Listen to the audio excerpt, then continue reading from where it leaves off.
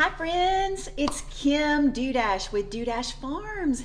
Hello and welcome to What's for Dinner at Dudash Farms. We missed last week. We didn't have a farmer's market last week, so Brian and I took the opportunity to do a little bit of traveling and visit, I guess, Western Virginia, right? Southwest Virginia and North Carolina. So we had a great weekend. So we didn't have What's for Dinner at Dudash Farms last week, and we also didn't have the farmers market. They had the Scots-Irish Festival last Saturday, and I think it was a great success. Hey, Brad. Yeah, I guess you're not having baseball practice this evening. It's safe to say. We're glad you're watching, though. Hey, Andrew. Hey, Zach, if you guys are watching. And Natalie. And Natalie, yes. Miss Natalie is watching with us now, so we're happy about that.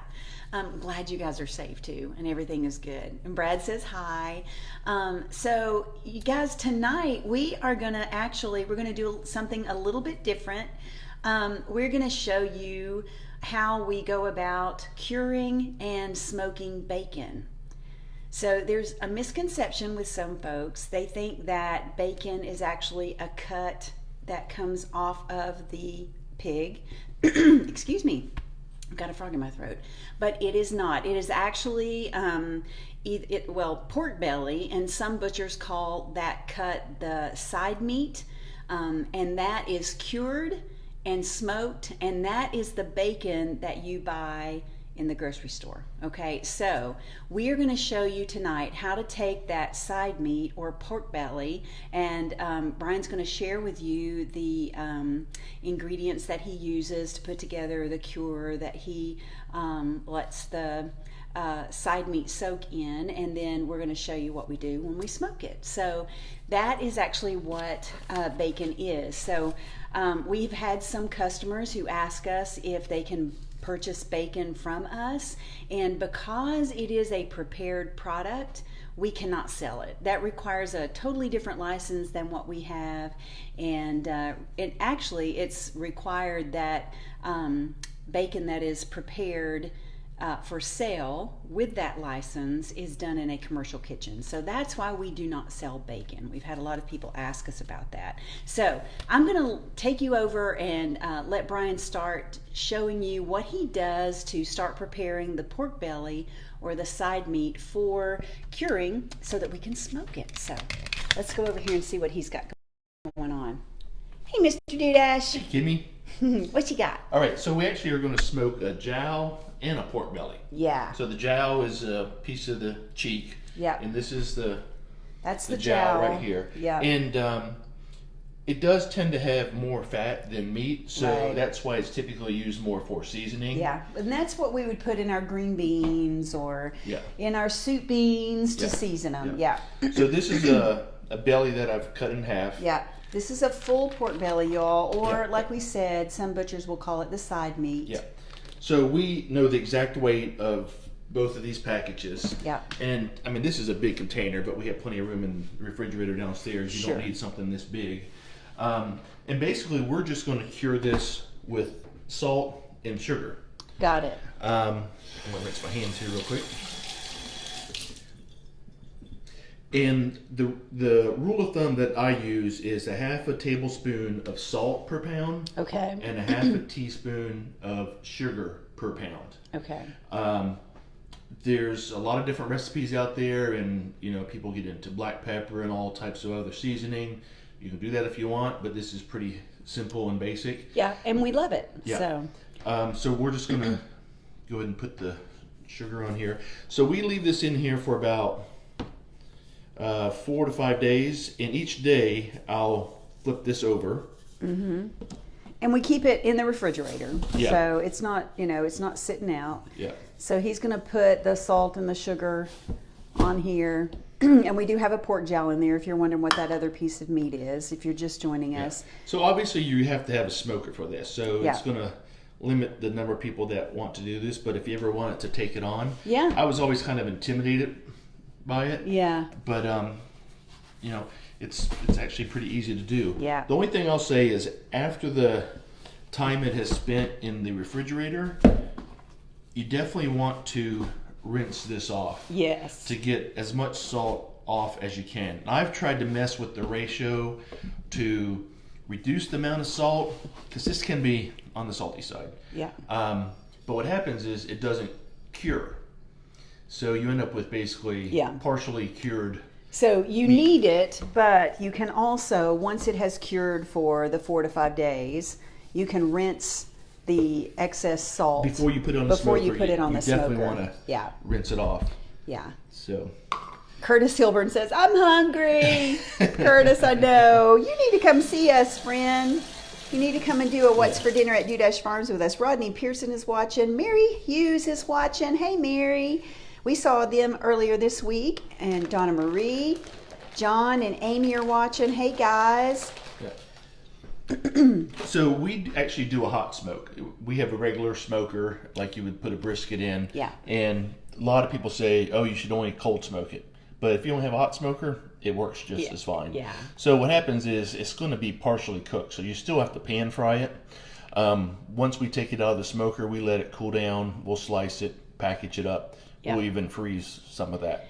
And by the wonderful, Brian, Mr. Planner here, he has actually smoked one today. So we have some prepared for you to see. So, of course, this is the pork belly, right? This is actually what it would look like before they slice it. Yeah. So this is the belly. This one's pretty lean here. Mm-hmm. And this is the jowl. Yeah, and it's like we said, it's a lot. The meat to fat ratio on the jowl is very heavy fat, so that's why. And you can see it here on the plate. These are the two pieces of jowl, right? And these are the belly. Right. So you're probably looking at this and saying, "Well, that's not. It doesn't look like bacon. It's not red like bacon. It looks more like pork." Well, the difference is we don't use a nitrate. That's right. So all of that nitrate stuff that is so bad for you, we don't have it in our bacon, right? But if you want to use it, I mean, that's your choice. You can. It's called Prague powder or Cure Number 1. It looks like a pink salt. Yeah. And that'll change the color. And you would add it when you do the salt and sugar. Yeah. And that'll give it its red color. So although it doesn't look like the bacon you see in the store, it definitely tastes like it. It tastes like it. Actually, it does. I think it tastes better. It does. And so what we're going to do this evening, we're going to have breakfast for dinner. So what we will do with this pork belly that we have cut off, and we have a slicer, we could cut it much thinner if we wanted to. Yeah. But we will take this and we'll put it in a pan and fry it up. Sounds like 9 to 5.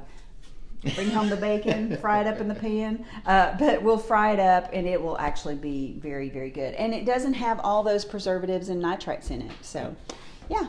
So there we go. That's our pork belly becoming bacon. Becoming bacon. So if you're just joining us, we were just sharing with you how we cure the pork belly or the side meat to make bacon. Bacon is not a cut of beef or a cut of pork that comes off the pig. Some people had that misconception. It is actually something that has been cured and smoked, and that's what you're buying in the grocery store. So we're showing you how to do that, and Brian basically has done that with pork belly with salt and sugar only. So there are no nitrates, no preservatives or anything like that in it. Yeah. So yeah. And so it's a simple recipe, but in case you didn't catch the ratio of salt and sugar, we'll publish that. Yeah, we'll put that in the newsletter and we'll have that out to you.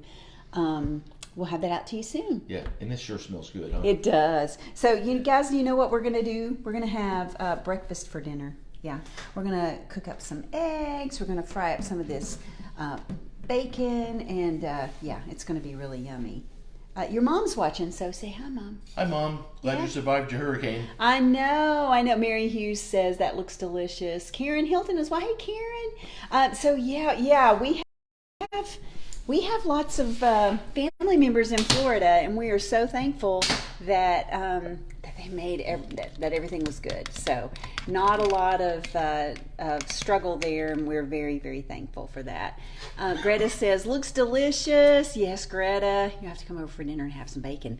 And Karen says, hi, everybody. Jeannie Kalazi, hi, Jeannie, good to see that you're watching. Wait, did you say bacon? Yeah, Karen, we just cured and smoked a whole pork belly. So to say we have bacon How many pounds of bacon do we have right now, Brian? This was 8, and the one we just started curing was 9 pounds. So we just cured 8 pounds of bacon, and we've got 9, or we just smoked 8 pounds, and we're curing 9 more. So we got some bacon going on around here. You all need to come over for breakfast, right? Did you even get to talk about the market? I'm getting ready to. Okay. So y'all, tomorrow, I know that it's been kind of sketchy. You know, are we going to have the market tomorrow because of pending weather or not?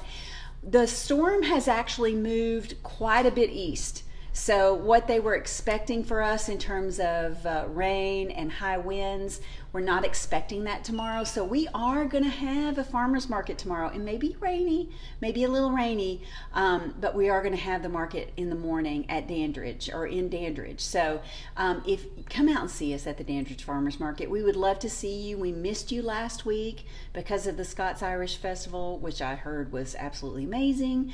But we would love to see you tomorrow. We will have Living Kitchen Farm there tomorrow. They will have some vegetables, some flowers. We'll have Dudash Farms there. We're also going to have Laura Wall from Found a Pearl Farm, all of her deliciousness. And John Mueller, our woodcrafter. Miss Pam is going to be there from Feed Bag Rehab. So yeah, Miss Shelley's going to be there. So come on out and see us. We will be there tomorrow. And just so you can mark it on your calendar, we will go through October the 15th. So our last market will be Saturday, October the 15th. We'd love to see you guys. Let's see what else we got. Greta says, awesome, love you guys, and bacon. Aw, Greta, we love you too. And yeah, we got lots of bacon. Karen says, you know, it's been too long. I'm feeling a road trip in my future. Karen, I was thinking about you earlier this week, and I was thinking the same thing. Either you need to take a road trip here, or I need to take a road trip there. We need to meet in the middle or something. And for those of you who don't know, my friend Karen, she lives in Atlanta, so we don't get to see each other very much. Not as much as we want to. Sharon Manning says, hello, Kim and Brian. Sharon, do you want some more of that chocolate cake? We can talk to Laura about making you some Scotch chocolate cake. That stuff is amazing. I think we've got Sharon hooked. So that's what we have going on today, you all. We will have this recipe in the newsletter for October, recapping all of November, all of September. Okay, so be looking for that if you're interested in actually curing and smoking your own bacon, right? You can do that. Also want to let you know that we do have pork belly at Martha's Market. So if you're thinking, man, I want to do that tomorrow, you can go by Martha's Market. If you can't come by the Dandridge Farmers Market, and you can pick up pork belly or side meat from the market. They have lots of stuff there. We took brisket over there, so lots of things. We also have marrow bones over there if you enjoy broiling or grilling the marrow out of the bone. It's delicious. Or soup bones, it's all there. Let's see, we've got some comments here. Sharon says she needs to have those available on the last day of the market for sure. You know what, Sharon, I'm going to make that recommendation because I think you're right. And guys, if you have never had Laura Wall from Found a Pearl Farms, that's hard to say. Surely can't say it 5 times fast. If you have never had her Scotch chocolate cake, you absolutely need to try it. It's amazing. Karen says, I'm coming to you. I need some Tennessee. And Karen, the leaves are in the process of changing. I mean, it's actually happening, I think, a little bit earlier than normal. When we were in the Tri-Cities last weekend, there were lots of trees that had already started to turn. And I noticed today as I was driving back home from Knoxville, there are trees starting to turn, so it's happening early. Mary Hughes says, enjoy your supper. Have a great weekend. Thank you, Mary. We are going to do that. Yes. And Greta says, Laura is an amazing baker. She absolutely is.